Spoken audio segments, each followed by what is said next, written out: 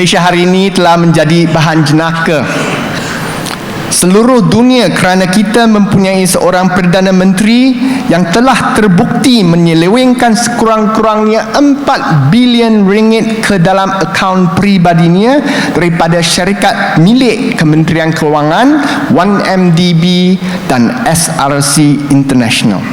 Tetapi beliau masih kekal berkuasa dan bebas. Agensi-agensi dan institusi-institusi kerajaan yang dipertanggungjawabkan oleh perlembagaan untuk menguatkuasakan undang-undang di negara kita, semuanya sudah rosak dan gagal. Peguam negara dulu yang ingin membawa Datuk Seri Najib Razak ke mahkamah disarakan. Peguam negara yang baru dilantik dan berkata bahawa wang yang diterima oleh Datuk Seri Najib Razak adalah derma daripada Tok Arab. Kini Pejabat Keadilan Amerika Syarikat telah membuktikan bahawa wang itu berpunca daripada 1MDB. Penderma Arab itu sudah hilang dan tidak disebut lagi. Akan tetapi Peguam Negara Malaysia tetap membisu buat tak tahu. Malah permintaan bantuan untuk menyiasat aliran tunai 1MDB daripada Peguam Negara Switzerland pun ditolak atas alasan yang langsung tidak masuk akal. Sempena menyambut 100 hari bertugas sebagai Ketua Suruhanjaya Pencegah Rasuah Malaysia SPRM yang baru, Datuk Zulkifli Ahmad pula memberikan amaran keras kepada YB.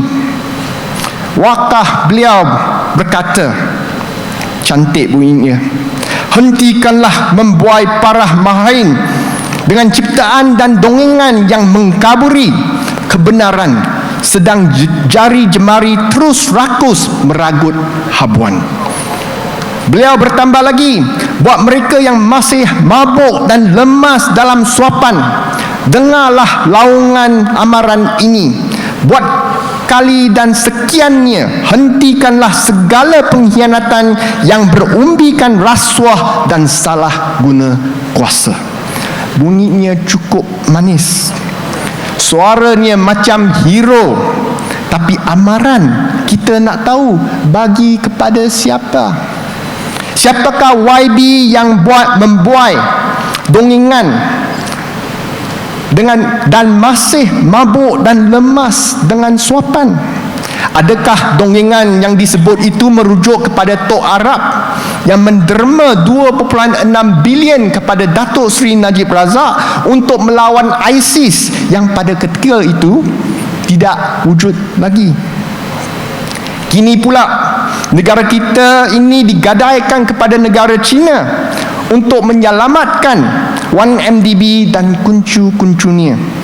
Projek kereta api Pantai Timur yang baru 2 tahun lalu dianggarkan bernilai 30 bilion ringgit, tiba-tiba ditawarkan kepada syarikat Cina yang telah disenarai hitamkan oleh World Bank dengan harga 55 bilion.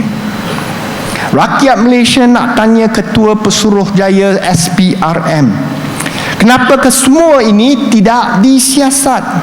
Apatah lagi Menteri dalam Pejabat Perdana Menteri Datuk Seri Abdul Rahman Dahlan telah mengesahkan bahawa MO1 yang dirujuk oleh kes kleptokrasi Department of Justice Amerika Syarikat itu adalah tidak lain daripada Datuk Seri Najib Razak. Only an idiot don't know that, he said.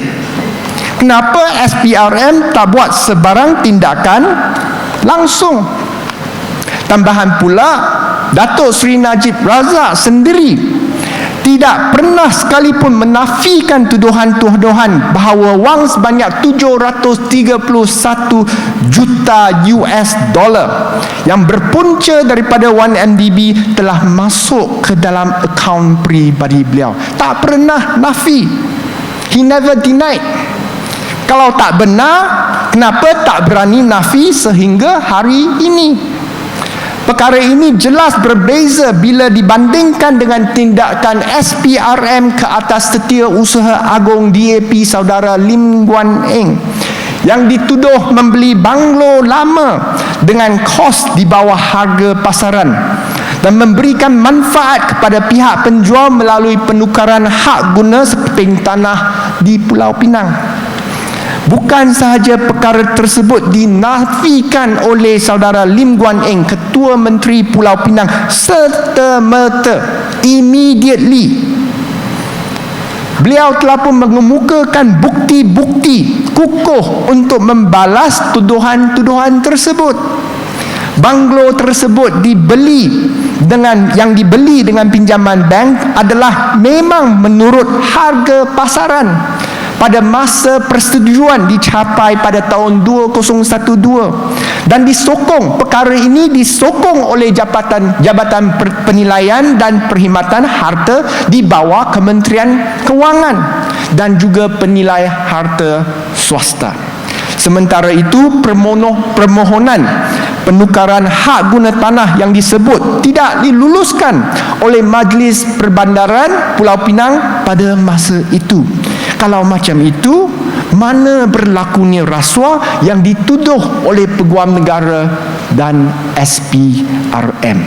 Malah saudara Lim Guan Eng telah berjelajah seluruh negara untuk menafi dan menjawab dakwaan-dakwaan liar yang berat berbau politik yang dilontarkan oleh Peguam Negara. Tak macam Datuk Seri Najib yang diam membisu kerana jelas bersalah, saudara Lim Guan Eng pantang dicabar, beliau berani kerana benar.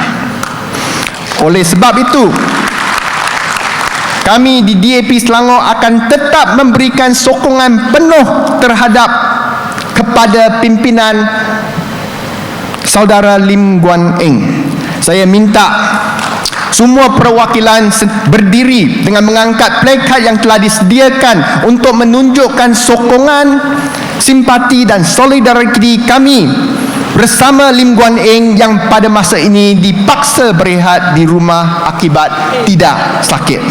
Let the photographers capture this moment so that saudara Lim Guan Eng can see our support for himself, and seeing our support will allow him to get well soon. Diri angkat tinggi-tinggi, biar juru gambar ambil gambar, and then we will send the pictures to him.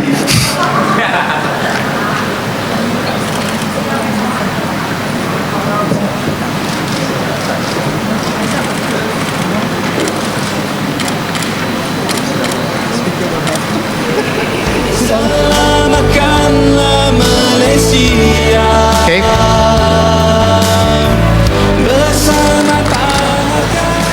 Masih